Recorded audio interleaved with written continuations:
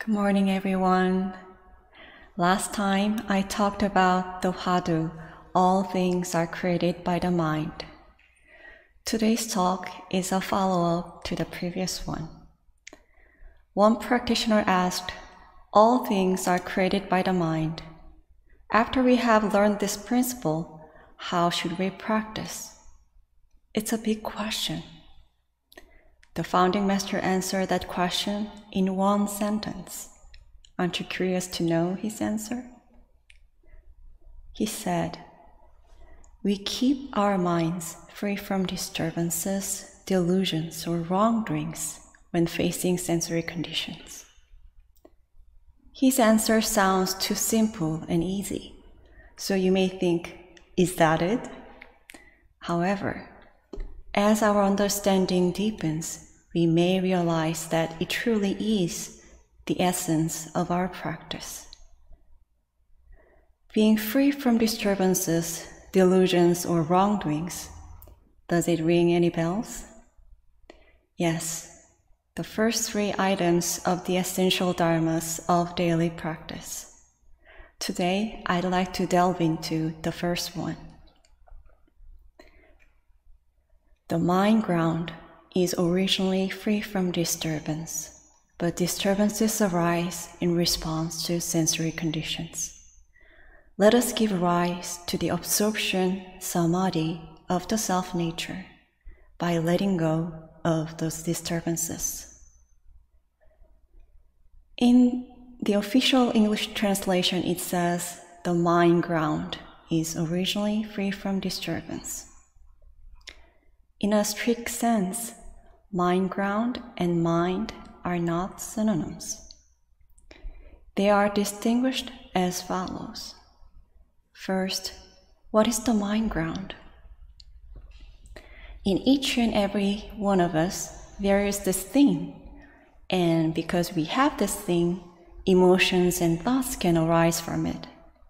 If there is completely nothing, this body would be nothing but matter.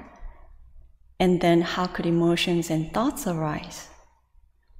As such, this thing, which we refer to as the self-nature, is the foundation from which different kinds of minds arise. That's why we call it the mind ground. It's like because the ground exists, both crops and weeds can arise. Because we have the mind ground, different kinds of minds can arise. The mind ground is originally free from disturbance. It means that there is no disturbance in the original state of our mind. That's how it's been given to us naturally. Isn't that a blessing? That's the default state of our mind. However, disturbances arise in response to sensory conditions. It means that when we encounter a certain condition, various kinds of feelings or thoughts, including disturbances, can arise. In our self-nature, in the mind ground, lie all the possibilities of different feelings and thoughts arising in response to sensory conditions. Again, that's what our nature is. Then, what should we do when disturbances arise? Let us give rise to the absorption, Samādhi, of the self-nature by letting go of those disturbances. What is absorption, Samādhi? Absorption means the state of being observed in the self-nature. Samādhi, absorption, is slightly different from concentration in that concentration means there is a subject who is making efforts to concentrate and an object of concentration. Whereas when you're in the state of absorption, Samādhi, you're totally absorbed so that the subject and the object become one, and you do not even have an idea that you are concentrating. True absorption, however, is also different from being attached to the object of concentration and forgetting about other things of your responsibility. Absorption without any attachment. That's when our mind is united with our self-nature. That is absorption, Samādhi. Absorption, Samādhi, breaks up when disturbances arise. This clear and calm water, can you see my fingers through it? It becomes murky when stirred.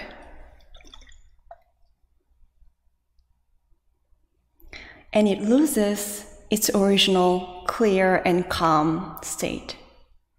However, because clear and calm state is the original state, when disturbance subsides, the original clear and calm state of water is eventually restored. Likewise, because absorption, Samādhi, clear and calm state of mind, is the original state of our mind, when we are free from disturbances, that is, in effect, absorption and Samādhi, just as it is. Some of you may wonder, if absorption, Samādhi, is our original state of mind, why it is so difficult to give rise to the absorption or even to concentrate. I experienced the exact same issue. But well, that just means that that's how much we are disturbed and affected by our attachments and discriminations, such as likes and dislikes. Then how can we give rise to the absorption, Samādhi, of the self-nature? Let us give rise to the absorption, Samādhi, of the self-nature by letting go of those disturbances. We can give rise to the absorption of the self-nature simply by letting go of disturbances. Again, because when we let go of disturbances, that is in effect absorption and Samādhi. Then how can we let go of disturbances? The founding master gave us a clear instruction. Each time you are faced with sensory conditions, you must assess and check your mind over and over to see whether or not your mind ground is disturbed. Examining our mind ground to see whether or not it is disturbed is different from just watching the disturbed mind. For example, this is what happens in my mind when I just watch my disturbed mind. Seriously? That's hurtful, and this is not the first time. You hurt me the exact same way before. I'm so furious. I can hurt your feelings too. Examining our mind ground doesn't mean watching this train of egocentric inner speech. The disturbance never ends this way. It only grows. I'm speaking from my own experience. That is the wrong way. Examining our mind ground involves checking our disturbed mind against our mind ground, saying the mind ground is originally free from disturbance, but this disturbance arose in response to this sensory condition.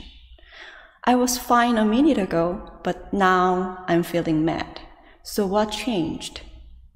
The look the person gave me really made me feel hurt again.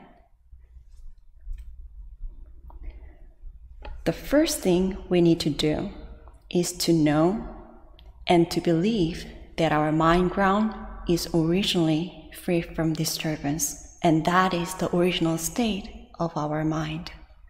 And we should have the will to keep the original mind. Then how can we keep our original mind? How can we let go of disturbances? as long as we don't stir this murky water any further, the disturbance subsides and the original clear and calm state of water is eventually restored. Likewise, as long as we are not moved by the sensory condition anymore, disturbances subside and vanish of themselves, and our original state of mind is restored. How can we remain unmoved then amid sensory conditions? We say stop the mind's functioning. One of the most effective ways of doing it is to stop the train of egocentric inner speech. When we stop the train of inner speech, we can stop creating any more disturbances in our minds. I am talking about absorption, Samādhi, but that doesn't mean that I am good at it. Recently, I had spent several weeks experiencing strong disturbance and resentment. Disturbances are just like weeds. When they are small, it's easy to pull them out, but when they grow, it becomes so much more difficult to pull out. When I stop and examine the mind ground right at the moment they are about to arise, I can see, a disturbance is about to arise in response to this sensory condition. Seeing that person doing such a thing, anger is about to arise in my mind. When I was able to do so, the disturbance disappeared right away. The sensory condition didn't bother me at all. It was not difficult to let go of the disturbances when I did it at the right time. However, when I missed the timing and didn't stop the train of egocentric inner speech when it started, the disturbance went on and on for weeks. And I became so furious at times. Even if I knew I had to stop, it was difficult to stop it anymore. Thoughts about what the person did or said to me in the past and how upset I was kept coming back. I tried to find gratitude in the situation, but it didn't work. I was totally disturbed. Then I recalled that I should stop the mind's functioning, stop the train of inner speech, to be unmoved. Then I examined the mind ground. The mind ground is originally free from disturbance, but this disturbance arose in response to this sensory condition. It was really difficult to stop the disturbance, but I firmly decided to restore and keep my original mind, and I continued to stop the inner speech no matter what. That was the key. Surprisingly, the disturbance started to subside, and soon after, I was able to see the other person's perspective and benign intention. It wasn't to hurt me in the first place.